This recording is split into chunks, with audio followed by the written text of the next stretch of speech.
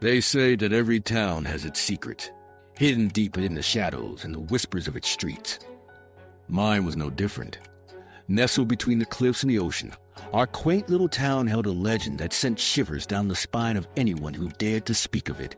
They called her the Mourning Woman, a ghostly figure said to wander the misty lanes each night, seeking something or someone lost to her forever. I was a skeptic, of course, the kind of person who rolled their eyes at old wives' tales. But everything changed one fateful evening when I stumbled upon an ancient weathered journal in my grandmother's attic. The pages were brittle, and as I turned them, the smell of mold mixed with the scent of salt air filled my nostrils. I found accounts of a woman who had lost her child to the relentless waves, and in her grief, she vowed to search the shores each night, her cries echoing through the fog.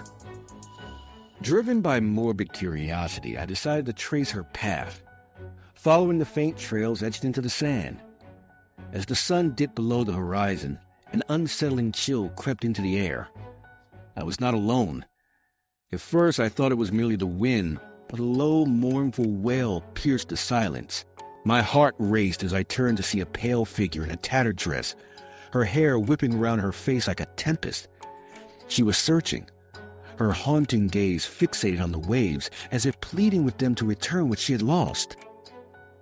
In that moment, the world around me faded, leaving only her presence, a ghostly reminder of love, anguish, and despair. But when she turned towards me, her eyes hollow and filled with the weight of centuries, I felt an icy dread settle in my bones. "Help me find him," she whispered, a desperate plea that sent a tremor of fear coursing through me. What happened next is something I can barely speak of.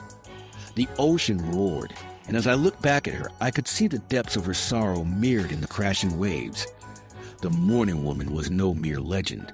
She was real, and as I stood there paralyzed, I realized that some secrets should remain buried in the sands of time. The darkness around me thickened, and as the night swallowed my screams, I knew I had become part of her tale, a soul eternally lost in the quest for closure.